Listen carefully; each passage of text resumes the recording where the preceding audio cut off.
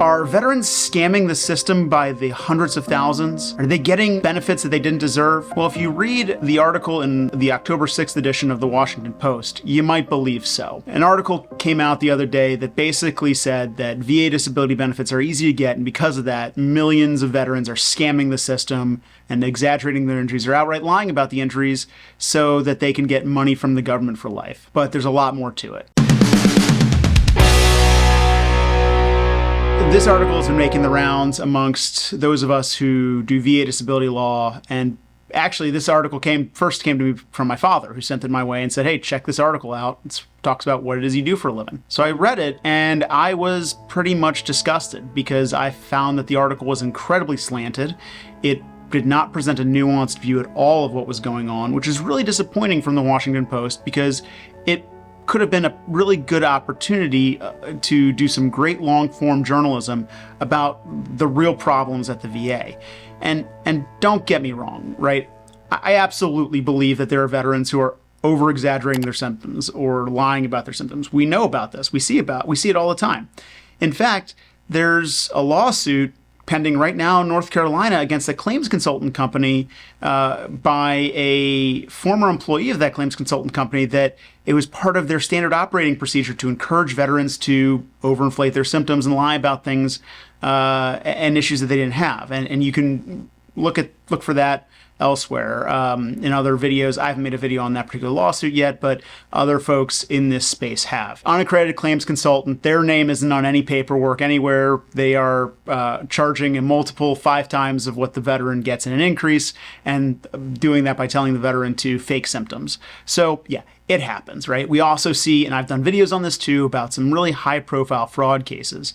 But this article, in the several thousand words put down on paper, really puts it out there as if it's more common than it actually is. And I don't know how common it is. And their premise is that it's just so super easy to get VA disability benefits that that's what is, at the heart of this. That because anybody can say that they were hurt, therefore they can go and get these disability benefits and good to go. The problem is that this article supports its primary position by basically baloney, malarkey, garbage. It uses some cognitive biases and some things taken out of context and selective interviews to get there. So let's talk about this, though, in context bit by bit. The first thing I noticed about this article is they rely heavily on availability bias. What they do throughout the article is they note some very high-profile examples of fraud on the VA. Folks who've actually gone to jail for fraud or prosecuted for fraud against the VA. People who just straight up lied about their conditions, who aren't disabled, aren't combat veterans, aren't veterans at all, severely overinflated their symptoms, what have you. And this is an example of availability bias. And availability bias is when something is put out there in the news media and it makes it seem like it's more common than it actually is. Same thing happens with plane crashes. You see a plane crash on the news, it's going to cause some nervousness in flying, but statistically, flying is much safer than driving. But because a fatal plane crash makes the news and it's, wall-to-wall coverage, you get a news alert on your phone, you see it on the news in the afternoon, midday, morning, what have you, and it's being bombarded at you from multiple channels, it really feels high profile and it makes it feel like it's more common than it actually is. When in fact, that same day as the plane crash, thousands of flights took off across the country and landed safely. And the worst thing that happened to anybody is that they got stuffed into a seat with 28 inches of pitch, which for short guys like me, not a huge problem, but still uncomfortable. Again, availability bias. How often is this fraud on the VA really? How often are people exaggerating their symptoms to the point where they are committing outright fraud? Well, no one really knows. I don't think it's that common or as common as this article makes it seem. Is it an issue? Absolutely. And veterans who lie to that degree definitely should get prosecuted criminally for their lies, because that's you don't leave your integrity at the door when you leave the service. So again, that's availability bias, and this article relies on that heavily, but they barely talk about how common that is. And probably because they don't know or they can't find out. But again, it's just by putting it front and center like that, they are leaving out very important context. The next thing they do is that they lack a lot of context, and some obvious context too. Like they throw out a lot of these facts and figures about how many more people are being rated 100% now than they were 25 years ago, or how many more claims and how many more disabled veterans there are now than there were in 2001. What might have happened in 2001 that would cause a lot of VA disability claims? 2001. If someone can Google that for me, what happened in 2001, maybe September 2001, perhaps on the 11th, and what happened after September 11th, 2001, where we fought 2 wars for 20 years. Yes, it's 2025. We still have people in Iraq, and we only got out of Afghanistan 4 years ago after a nearly 20-year war. So again, maybe that's why there are so many more people who are rated with these conditions. Here's the other thing that they don't mention. It's now 2025. The youngest Vietnam veteran is in their early 70s. We are now seeing the full breadth of what Agent Orange is doing. Those veterans have a higher cost of medical care and disability because they're in their 70s. Now, 20 years ago, they may not have had full-blown Parkinson's that affected them in the way that it did, or they may not have had diabetes that resulted in amputations of limbs. Again, there are plenty of healthy Vietnam veterans now, but there's a big difference between somebody who was in Vietnam 30 years ago versus somebody who was in Vietnam 50 years ago.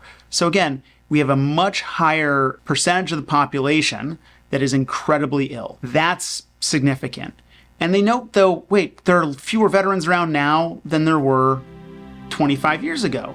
Well, yeah, that's also true. Why is that? Because a lot of the Vietnam generation has died off. It's sad to say, but a lot of our parents' generation has died off because they got really sick with some form of cancer, what have you, and now they are no longer with us. Yes, that has caused a reduction in the total number of veterans and perhaps an increase in the percentages of veterans receiving total disability or 100% disability. Very critical context that deserves exploring because the severity of some of these disabilities amongst Vietnam veterans has increased over time, and now we're here. And I've got news for you. My generation, the Global War on Terror era veterans, we're likely going to see a similar ballooning of disability benefits in the next 20 to 30 years as my generation gets older and gets sicker, likely from their exposure to burn pits and so on. To be clear, the utter lack of context is absolutely galling, and it presents a very lopsided picture of what's going on. Well, another issue of lacking context, they note that some veterans are putting in between 20 and 75 claims. So first of all, veterans who are putting in 75 claims, it's usually because they don't have help to target what is wrong with them. So they're putting in things that aren't even disabilities, or they're listing 5 or 6 things over and over again. I have come across a number of claims where a veteran has claimed 15 separate symptoms of their mental health condition, which is one disability. But it looks like 15 issues, so that could skew the numbers. The other important context here is that if you claim back pain, that could be multiple separate conditions, actually. It can be the back pain, but it can also be the radiculopathy in your legs. So your one condition turns into 3 or 5 separate conditions. If you claim diabetes and they find peripheral neuropathy in your arms and legs, maybe affecting multiple nerves in your legs, maybe they find diabetic nephropathy, maybe they find diabetic retinopathy. All of a sudden, your one condition is actually manifesting itself in 10 separate conditions on a claim form to get properly claimed. It's all diabetes, it's all symptoms of diabetes, but on paper, it looks like you've claimed 10 different things. Really, you're just claiming the bits and pieces. Now, some of these claims consultants out there, I've seen them put in claims for 50 to 60 different things, many of which the veteran does not have or aren't even conditions, like vitamin D deficiency.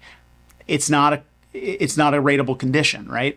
But veterans will put it on the claim anyway. That's a problem, right? More to that context, understanding more about how the VA disability system works, it's important to know. So they also note at one point that a below-the-knee amputation rate's 40%, whereas sleep apnea with a CPAP will be 50%. But they don't mention, critically, special monthly compensation for loss of use of a leg below the knee. They don't mention all of the other things that might come along with an issue about a below the knee amputation that is not like, that doesn't really paint the whole picture. Yes, maybe that one diagnostic code is 40%, but that below the knee amputation actually has a lot of other diagnostic codes associated with it individually that add up to a much higher rating. Totally lacking context. The next thing, they mentioned that in 2022, Congress passed the PACT Act, which made it a lot easier to get VA disability. And this is not true. The standard did not change. It's still, as likely as it is not, certain specific conditions are presumptive if you were in certain parts of the world. For instance, if you were in Iraq and you now have glioblastoma or some sort of breathing problem, those are presumptive, but a lot of these conditions are still, you still have to prove it is as likely as it is not. So again, it's just plain incorrect. They also say that rhinitis pays at a minimum $175 a month and pays upwards of, $900 a month. It doesn't really matter what the top number is. That's not true either. The lowest rating for rhinitis is $0 because the lowest rating for rhinitis is 0%. Likewise, they talk about how many veterans are claiming hypertension now because it's presumptive to Agent Orange.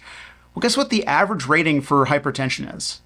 It's goose egg. It's 0, right? Again, the average rating for these things, there are a lot of 0% ratings out there that do not come with compensation. Now, there might be secondary conditions, and that is what it is, but not everybody has those secondary conditions. So again, both incorrect, both lacking context. The minimum rating for rhinitis is not $175 a month. It's $0 a month. So it's nonsense. They are not providing context. The next thing they do is lopsided interviews. They interview a lot of former employees of the VA who said they were pressured to approve even when they didn't agree with what was happening. Well, guess what? First of all, the law is the law, right? You don't have to agree with the law, but you got to follow it. Number one. Number two, why didn't they interview any former Board of Veterans Appeals judges or decision review officers or appellate attorneys who see the nonsense coming out of the regional office? Why didn't they talk about the 3-year plus backlog at the Board of Veterans Appeals, where the Board of Veterans Appeals turns around and either grants or remands close to 70% of issues presented with, meaning that the VA only gets like 30% right of stuff that goes to the Board of Veterans Appeals? Again, they're leaving out very selective, they're leaving, by only interviewing certain people, they're leaving out a lot of very critical information that provides a lot of context to these issues. So it's nonsense. And finally, the last thing that they do quite frequently is some really loaded language. Lots of veterans, many veterans. How many, right? How many? Also, how many veterans are wrongfully denied or given the runaround on cases? Right now, I've got cases where a veteran has bona fide, diagnosed, presumptive conditions of Agent Orange exposure, and his DD-214 talks about the time he was in Vietnam, up and down, and they denied him anyway because they just processed the claim wrong. And this individual is very, very, very ill. How often does that happen? Well, quite frankly, it's a lot, hence the 3-year plus backlog at the Board of Veterans Appeals and how busy I am on a day-to-day basis. So I'll say this, the VA's got problems. This entire video, this entire YouTube channel, if it wasn't called Guidon Legal, could be talking about all the problems the VA has. And yes, I think there are probably some places in the ratings table that could be changed, ratings reduced, ratings increased. Should sleep apnea be 50% if it's controlled by a CPAP? I don't know, right? I'm not the right person to answer that question, right? I think is a question you have to ask some smart doctors who can say how much sleep apnea, if it's controlled with a CPAP machine, truly impacts your life. And the VA is thinking about changing that, much to the consternation of many veterans.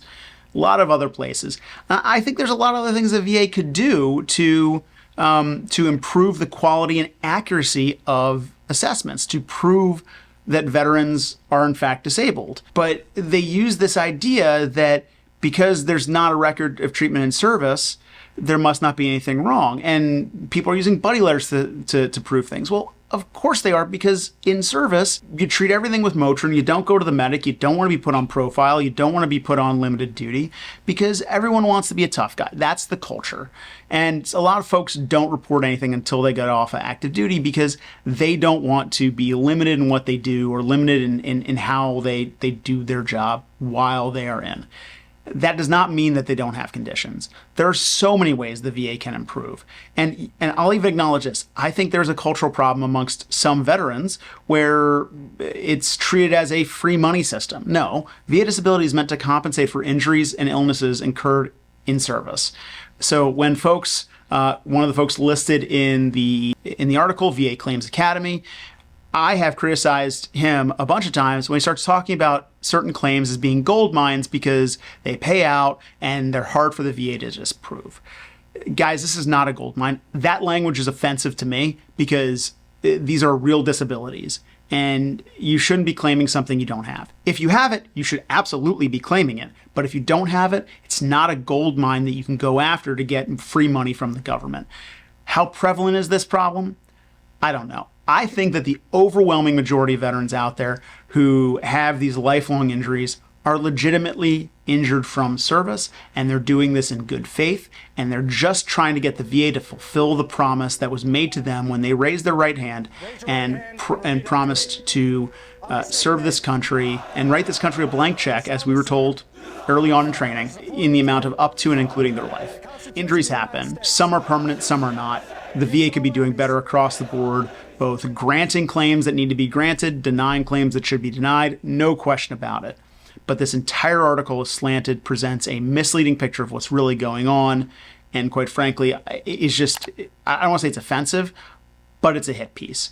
And by the way, before anybody starts commenting in the comments about how this is politics, keep in mind that it's Republicans in Congress and Democrats in Congress right now who just pushed the Choice Act, formerly the Plus Act, out of committee that would legalize the conduct of, by the way, this bill, the Choice Act, was actually pushed by a company that is the same company that's currently being sued in North Carolina for fraud.